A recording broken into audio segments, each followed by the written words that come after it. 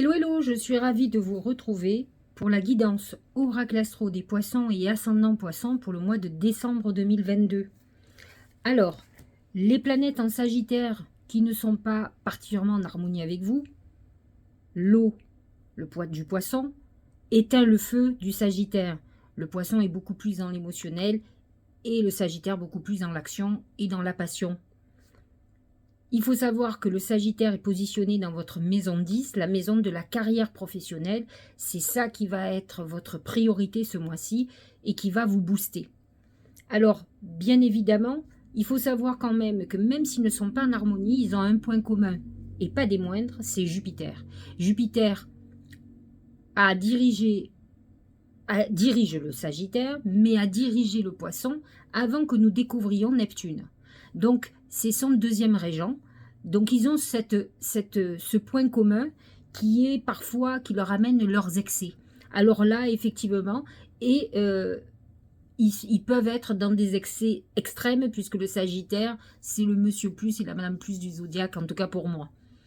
Il faut savoir aussi que ces deux signes sont en accord sur tout ce qui est spiritualité, religion, tout ce qui est philosophie de vie, tout ce qui est New Age. Ils sont très ouverts, ils sont très connectés au ciel et aux astres.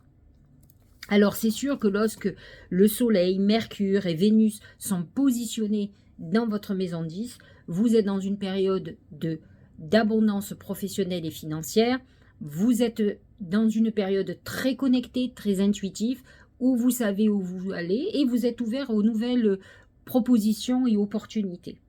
Ce qui va être intéressant, c'est lorsque nous allons démarrer la saison du Capricorne, même si dès le 7 décembre, Mercure rentre dans le Capricorne pour y rester pratiquement, je pense que c'est 2 mois, mais je n'ai pas vérifié, mais en tout cas, je sais qu'à la fin du mois de décembre, le 30, il sera rétrograde, donc ça veut dire qu'il va y rester encore un bon bout de temps au lieu de rester à peu près 28-30 jours. Vénus rentre dans le Capricorne le 11, et donc va vous amener ce côté positif, bienheureux, qui parfois vous manque, puisque le Poisson est très nostalgique, puisqu'il vit au rythme des émotions. Alors, ce qui est intéressant, c'est que ce Capricorne a votre maison 11, la maison du rêve, la maison de l'amitié, de nos protections. Et effectivement, vous allez être dans une phase où vous allez réfléchir à votre avenir. Vous allez y penser, en rêver, imaginer. Et c'est une période très créative pour vous.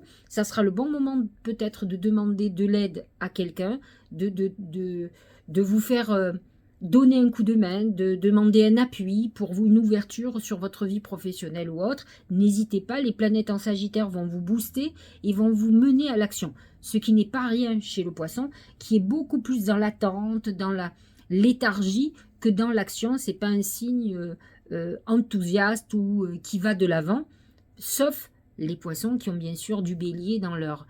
parce que c'est un signe voisin, ou du Verseau, qui leur donne un coup de boost. Les poissons ont du mal à passer du rêve à l'action. Les planètes en Verseau, Saturne en particulier, toujours dans votre maison 12, il touche plus particulièrement le deuxième décan, début du troisième. Et c'est vrai que c'est un peu compliqué dans le sens où ça remet en question votre vie. Vous pouvez être dans des questions existentielles qui peuvent être plus limitantes et bloquantes qu'autre chose. Donc attention, le Verseau est votre zone d'ombre. Donc c'est avec Saturne dedans, c'est un moment où finalement on mûrit. Peut-être avez-vous eu un côté un peu infantile dans certaines situations. Et là, vous êtes face à vous-même et face à certaines responsabilités. Ce qui est intéressant, c'est que Jupiter est de nouveau dans votre signe, mais attention, à partir du 21, il vous quitte, il part en Bélier. Alors, qu'est-ce que ça veut dire? Jupiter a déjà été dans votre signe, mais là, il touche surtout le dernier décan, il est entre 28 et 29 degrés, il finit sa course. Alors, il est direct, ce qui est intéressant, et il va être comme une clé dans la porte. Il est la mise en route d'une nouvelle époque pour vous.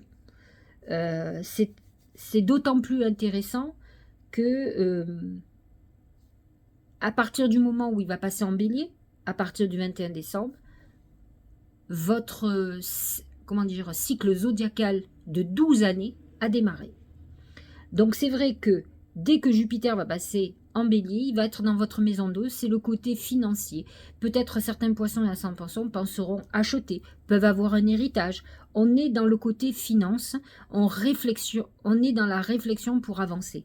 Avant, lorsque Jupiter est dans votre signe, c'est une remise en question de vous, de votre personnalité, de votre image, qui a été peut-être ce qui vous a bougé le plus. Est-ce que vous êtes sur la bonne voie? Si vous êtes dans la créativité, c'est un révélateur pour vous. Donc, on est dans cette phase-là.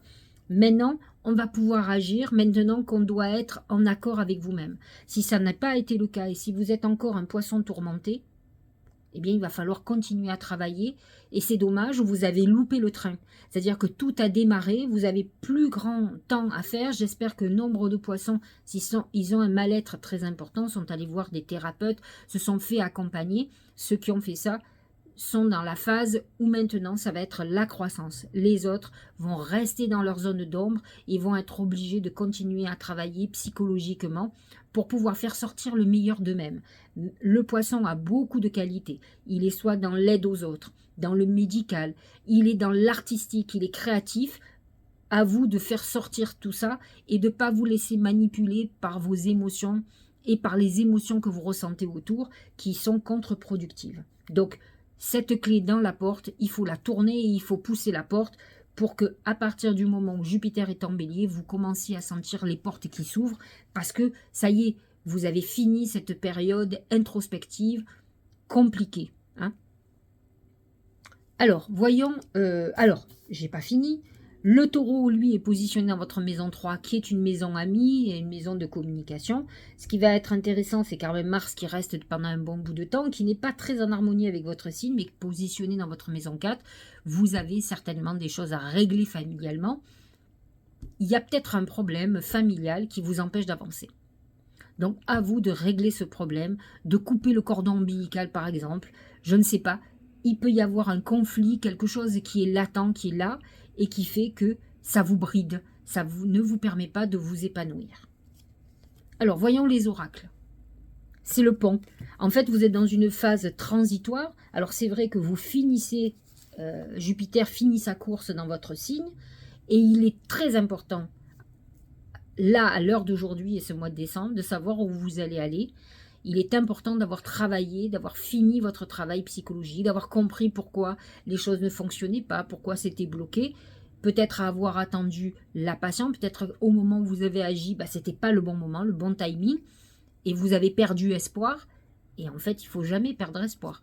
Il faut comprendre que l'univers fait quand lui a décidé. Vous devez mettre en route certaines actions et attendre où aller, vers où ça fonctionne. Voilà, c'est ça qu'il faut comprendre. Donc le pont, c'est une transition entre votre passé et votre avenir. Vous êtes dans cette phase-là au mois de décembre. On verra ce que nous dira le mois de janvier. Mais en attendant, dès que Jupiter va passer en bélier, on est plutôt dans la phase à venir. Sauf, encore une fois, si vous n'avez pas réglé certaines choses du passé.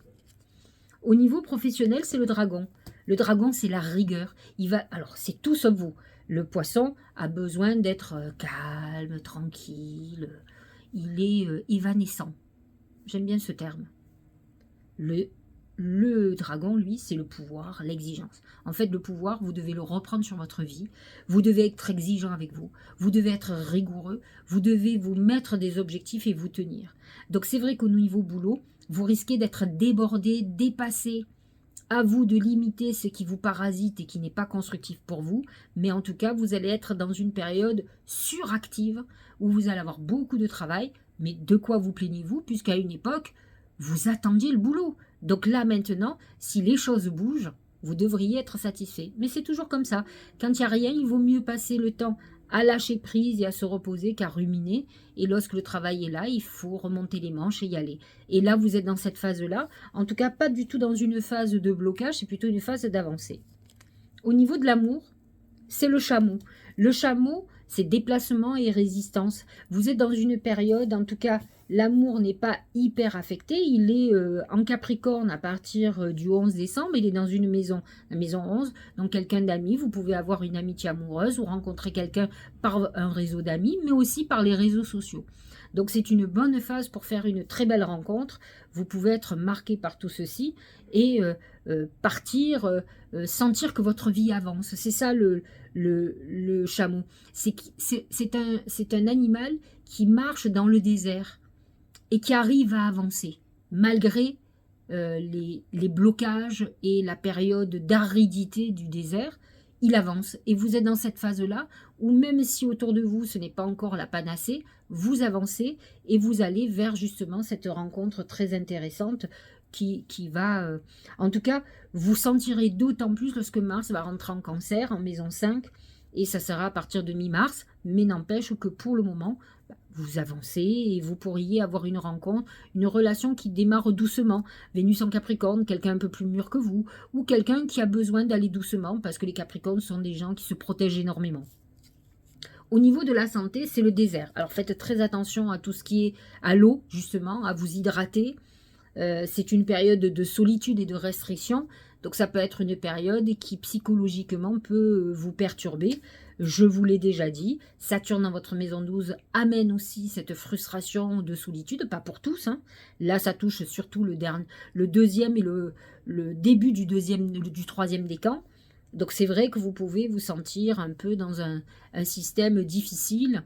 Vous pouvez avoir des problèmes urinaires, circulatoires. C'est une période qui peut être un peu ennuyeuse, difficile, mais pas dramatique. C'est surtout le côté psychologique.